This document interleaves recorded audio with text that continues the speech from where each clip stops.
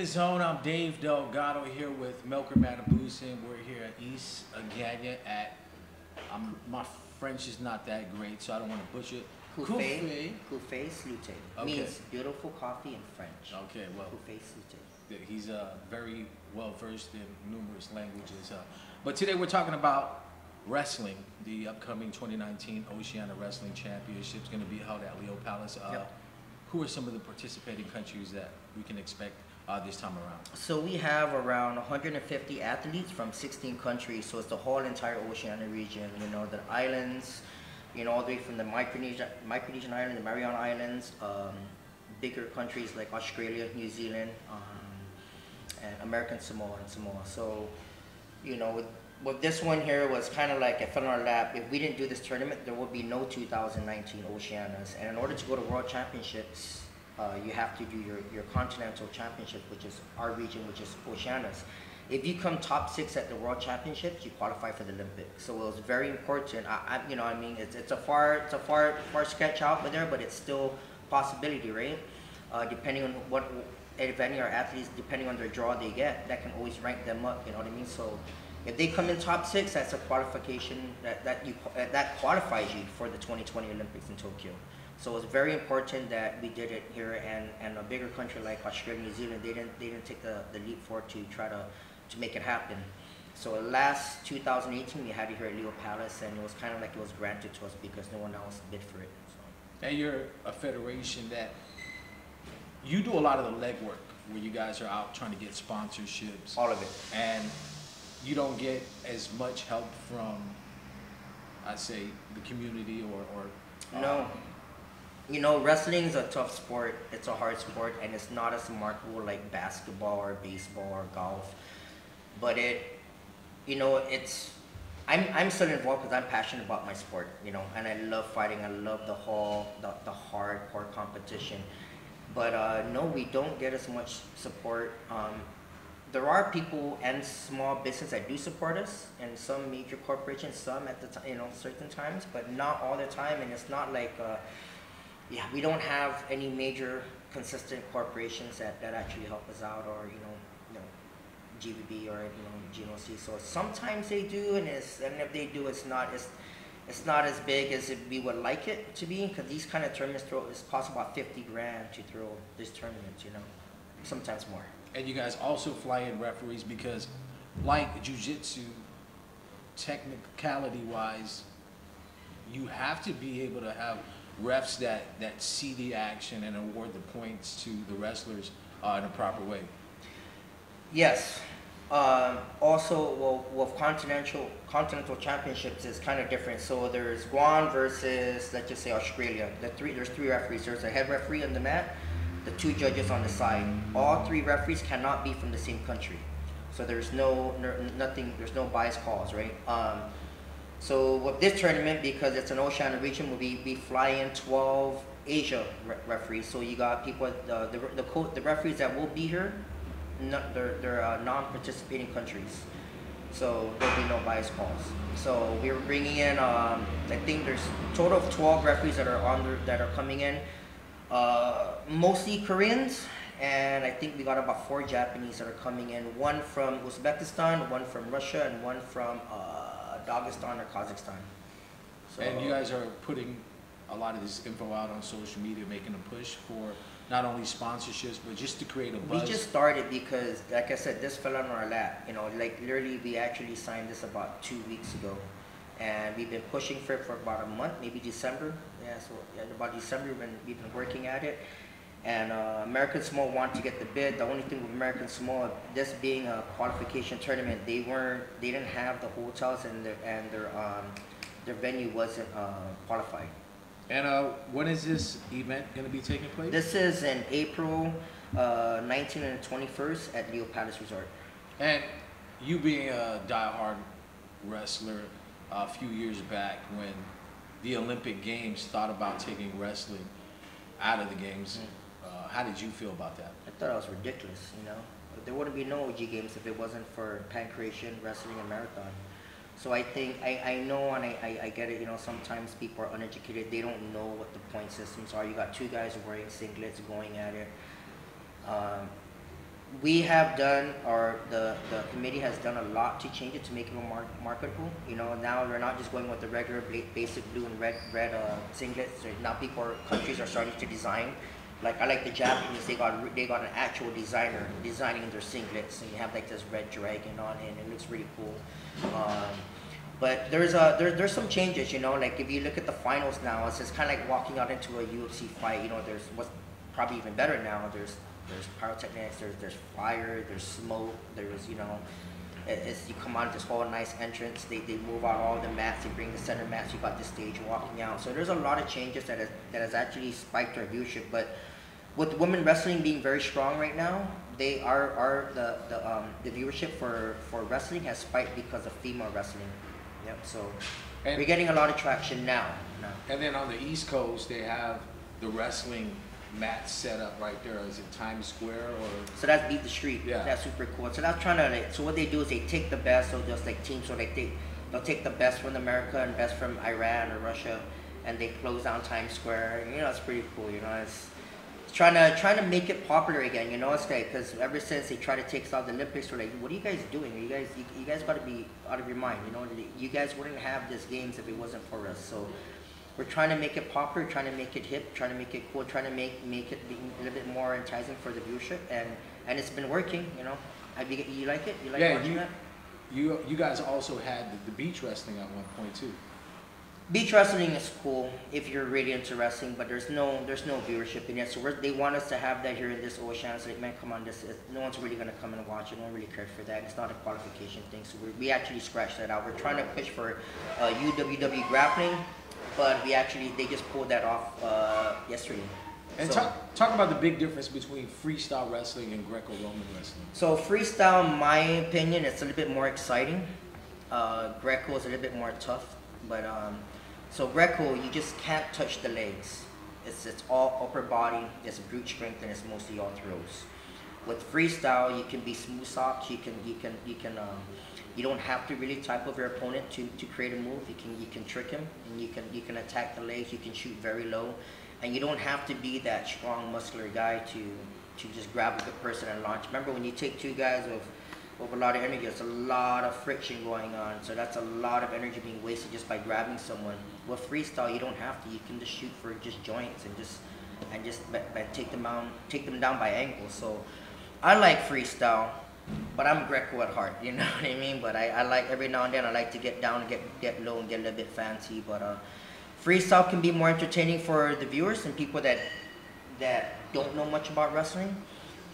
If you're into jiu-jitsu, I think freestyle will be really good for you. And if you're into MMA, Greco can really help your ground and pound and your dirty boxing. So you're gonna have a lot of fighters watching the Greco. You're gonna have a lot of jiu-jitsu guys watching the freestyle. So either way, it's gonna boost our viewership. And because Guam now with our high school wrestling has increased a lot. I remember all island was about 2-3 hours, which was really, really sad. When I was in high school, and all island was like, you know, a few hours, 10 hours like that. Now it's gone from like 7 in the morning to like, you know, 12 in the morning, you know. So it has grown, and that's because the jiu-jitsu participation on island. So I think a lot of the ground people here, and they're getting educated. Like, man, if I get a little bit more wrestling, it can help my jiu-jitsu. So that has like, you know, pushed a lot of the kids to, you know, force themselves to enter high school wrestling, which is good for us. And then we can actually scout from there to bring them into the national team.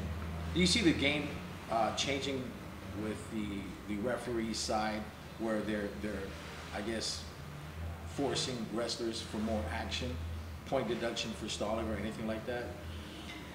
You know, there's many different games when you play when you have wrestling, especially depending on who you are and what your points, if you're up or you're down. But a lot of people like to take their time and stall, and that's what hurts viewership, number one. Number two, wrestling, we were taught since the beginning to, when the whistle blows, you go.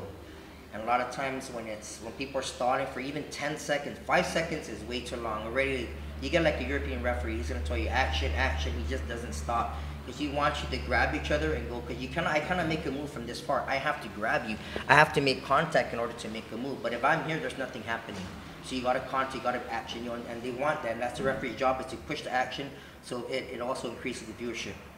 And wrestling is like the fight game because wrestlers have to be at their, I guess, ideal weight class, right? Mm-hmm. Because you see wrestlers all the time cutting weight, and then maybe that might affect their performance. But All the time. yeah. So as a 100%. wrestler, how do you figure out what weight class? I mean, at the high school level, guys are easily bumped up and drop down. That has actually changed a lot too Yeah. now, because they're actually checking your own your vitals, they're checking your electrolytes, you know what I mean, your hydration level. So, and they have you now high school, they have your pee, so they can check your piss count.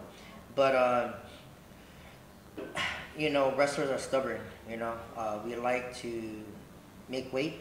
So next thing you bulk up, so you're wrestling, you're a lot bigger. But it does. I mean, it's a proven fact that it does, you know, impair your ability to perform at your best. And it's just, but it's stubbornness, you know. But on another note too, if me and you are both at the weight class, we either jump and pull or we wrestle off. And if you win, I have to bump up or go down. So there is no other way. You know what I mean? So it's kind of like you want to make the team, you got to try to fit in where you fit in and where you can get in. You know what I mean? So especially times like this is very important for Guam, for any country right now. We're not the only ones that are fighting for it. Trust me. You got like Iran, 2 million wrestlers. They're doing the same thing right now. Man, you got 100,000 people cutting weight probably right now in Russia or in Iran. You know what I mean? Or in Dagestan, for example. So what's the weigh-ins like for? Let's jump in and get to the Olympic level. Okay. How far ahead do they weigh in those wrestlers before actual competition time? The night before. Night before. So everyone lines up, and first one in line is like first come first serve. So you get to weigh in from 6 to 7. It's a 1 hour weigh in. So if you don't make weight, you can run out, try to cut weight, and you come back. Once that whistle blows, you're done. You're out. And they're super strict because like you got to remember like those people in line that they're taking your weight. They're from like 11 different countries. Half of them don't even care who you are. And if you're a Russian, you're a world champion, that guy that's weighing is an Iranian, that guy's gonna make sure that you're on the dot, or you're gonna you know it's all about making this person making that wrestler suffer so that his guy can have an edge. You know what I mean? Advantage.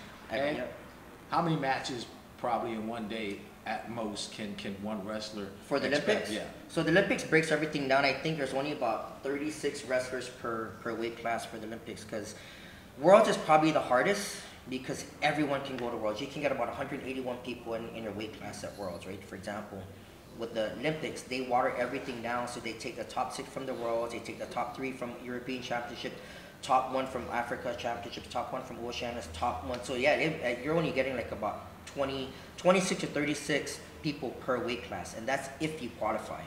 And each country, the hosting country, gets about, they get everyone. Every weight class gets 1 free slot. So Japan, all you got to do is qualify, make the Japan national team, you're in the Olympics. You don't have to do all of this other qualification. So you got to win at the Meiji tournament and I think the Ajinomoto tournament, some other, I don't remember. But you just got to win basically the Japanese nationals and you're in the Olympics. Everyone else have to go through like about at least, you got 8 chances, 8 major tournaments to qualify. And then if you come in top 6 at World, you're done, you're in. Well, you're a big pusher with the Submit tournament. Is there a competition where it's strictly pin for wrestling? No point system, just you have to pin to win. No, I don't. I never heard of anything like that. That might be pretty cool, something you do. But there are tournaments that's called like just straight up takedown tournaments where take your opponent down, you get punched, you stand back up. Yeah. And so Guam, we're not set as far as participants, right? But for what? Oceanics? Yeah, for Oceanics. We do have our team. Our team has been set. We actually, usually before every major competition like this, you have it's what you call a qualification tournament. But we already knew that it's going to be a low turnout. We don't have the budget to go run a venue, hire all these referees. It's ridiculous, right? So what we did is we had tryouts. So we blasted on PDN, and we went with all our social media accounts, and we're trying to tell everyone, okay, just come on in, just weigh in, see where you're at, try out. So what we do is called wrestle off. So there's about more than 3 people in the weight class you got to wrestle off, and to find the #1 person in that spot. then you got to maintain at least 3 times a week of training. You know, we're not going to make you be part of the Guam team or national team, and you think you're a superstar. You're going to come once a week. It's not going to happen, or once a month. So we do have a team right now. They're, you know, we're going to try to like ship people around and to try to fill up the weight classes. And we're about a month away, so hopefully, you know, I mean, no one gets hurt. And if someone does, we always pull in the second place person. And one name that's been around for, hopefully, cross our fingers, in the Olympic spot is Ethan Agagi. Yeah, Ethan's good. Ethan's right now at Virginia Tech right now. He's in college, right? He's actually helping coaching up there, so he's getting some really good training. He's been training with some really good guys. He should be back for the tournament, but you know, he just has to qualify. You have to. You know, they made qualification for Oceania a lot harder. We don't have to just compete against bigger countries like Australia, New Zealand, which is okay because we can beat them now. You know, my time it was very hard because you had like descendants just straight directly from Iran and Russia. Now the level has dropped over there, and our level over here has increased. You know, so we've been beating Australia, but we got to go compete against Africa. And Africa, it's, you know, hundreds and thousands of wrestlers in Africa right now, but they also brought in the Polish team. You know, they have money. There's a budget. You know what I mean? Everyone has a budget. We're only ones. Everything that we do is just out of pocket. With them, they have their country, their government money to pay these coaches and these wrestlers and to fly around. So they brought in the Polish team, and they're really good and strong. So the Africans have gotten really good in the past 6 years, very good. So we got to beat them. You got to come top #1 spot to qualify for it in the app. So you gotta win Oceanias, then you gotta go to Africa Oceanias and win that. So you have to be a back-to-back champ in order just to even make it to the Olympics. Yeah. And man, that'd be a dream come true. Just right there, you know. Japan's just a few hours away, and if we can have a representative, we can do it though. We got. I mean, you know, I believe we can. I seen our wrestlers. We're training really hard right now, and I seen our guys have taken down some champs, you know what I mean? So it's possible, and they got 2 arms and 2 legs just like us. So you know, so we can do it for sure. We can. What do you think is probably Guam's biggest accomplishment when it comes to the sport of wrestling? What's our biggest accomplishment, man? Well, you know, we had athletes that didn't make it to the Olympics. You know what I mean? You had Maria Dunn twice. You had Jeff Cobb. You had Neil Kranz. And that's an accomplishment, just making it to the Olympics. Whether, I mean, just to step on that, man, you're lucky. I say, you guys are lucky, you know what I mean? You know, that's for the Olympics. But, you know, like myself, I've been to like 7 world championships, and I'm grateful for that opportunity. And I was able to bump heads with some of the, with their best, that country's best, you know, and. But yeah, I mean, it depends on, you know, like accomplishment. There's a lot. It depends on how you want to look at it, you know. Even going into Worlds and scoring a point, that's tough. That's super tough, you know. So scoring a point in the Worlds was an accomplishment for me, you know. I didn't win, but just making it to the Olympics. Anyone that makes it to the Olympics, you're lucky, and that's a great accomplishment. Okay, so years in the future, down the road, what would you like to see be done with wrestling as a whole here on Island? We would we're actually trying right now to have Guam to be the Olympic training center for wrestling. And we've been pushing that for about a good year now. Our president, Tony Kino, has gotten really close with Lalovic, which is the UWW president. He likes Guam, he likes when we did our tournaments. And you know, you got countries like New Zealand, Australia saying, hey, once you have the training center over here, but like, yeah, but it costs so much for all the islanders to get to Australia and to New Zealand. It's a lot cheaper if just those 2 countries come to Guam, you know. And we're actually closer to Asia. We got, you know, we can squeeze in more world champs. Next week we have four world champs and 1 Olympic gold medalist that judo guys meet here in Guam. So Guam has a lot of these top athletes that come to Guam.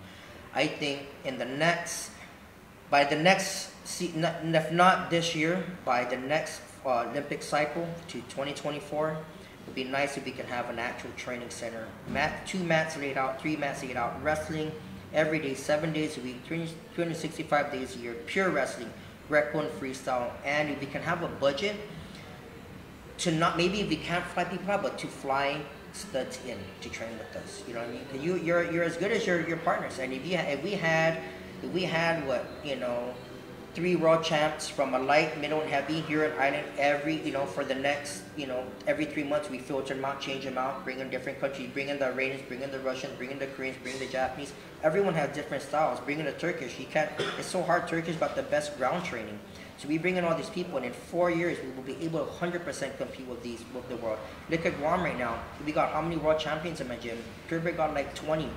Carson Gracie got like 10. So there's tons of world champions on jiu-jitsu now. That's because we started them young, and there's a lot of influence, a lot of training, and a lot of exposure, a lot of access to badass competitors and athletes and training partners. If we had that for wrestling, guarantee our MMA is going to skyrocket. Our jiu-jitsu, we got like 30 world champions in Guam right now. We're going to have 100. Wrestling helps, and I'm not saying this because I'm like a hardcore wrestler. I'm saying this because this is the fact. If you wrestle, it's going to help your boxing. It will help your kickboxing. It would definitely help your wrestling. Come on, your MMA. Look at all the UFC champs and the K1 champs, the world Pride champs. All those guys were 90% of them are wrestlers. 9 out of 10, 8 out of 10 are wrestlers. Yeah, stateside wrestling starts at the elementary level. Everywhere in the world starts at 3 years old. Middle school wrestling is real popular. Yeah. But it's only here that the kids get to do at the high school. We've been trying to get high school to do freestyle and Greco, and I've been trying. Please, if you guys are watching, please, guys, school board, coaches, stop it, knock it off. Let's get high school wrestling, freestyle. The collegiate, we are surrounded by all these countries that do freestyle and Greco, and they all want to come here. And imagine if we turn high school wrestling into freestyle and Greco. It'll be a year-round season. Right now, high school season is 3 months. That's sad. 3 months. 3 months is time to get warmed up, bro. That's what 3 months is. 3 months is called a pre-camp. 3 months you go for a run. You learn how to just do technique here and there. Once the season starts, it's already considered over. It's sad, So if we change that whole system into the collegiate system into a freestyle and Greco system, dude, come on. You transfer them right into. You take the best collegiate wrestler. The best collegiate wrestler in college against an average freestyle wrestler. The freestyle wrestler always beats him.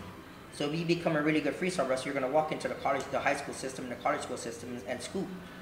There's 3 Mongolians right now that are in Tennessee or Kentucky right now doing automotive tech school.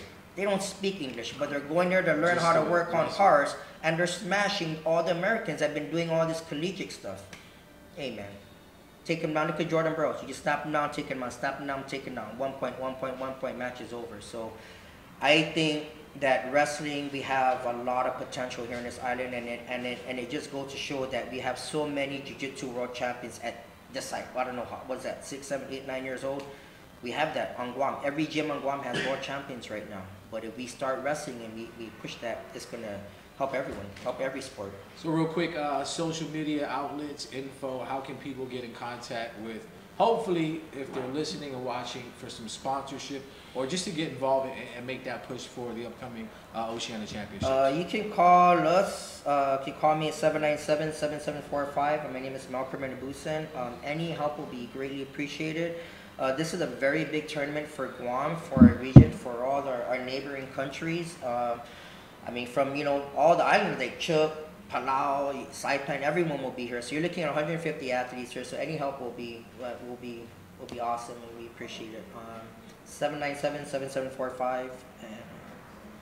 Instagram, Facebook. No? Instagram. What's our Instagram? It's GAWF 671. Guam Amateur Wrestling Federation 671. GAWF 671. All right, thanks for being on the show. Thank you. Till next time, next Thursday, 9 a.m., Double D for In the Zone. Thank you. Cheers, man. Thank you so much, sir.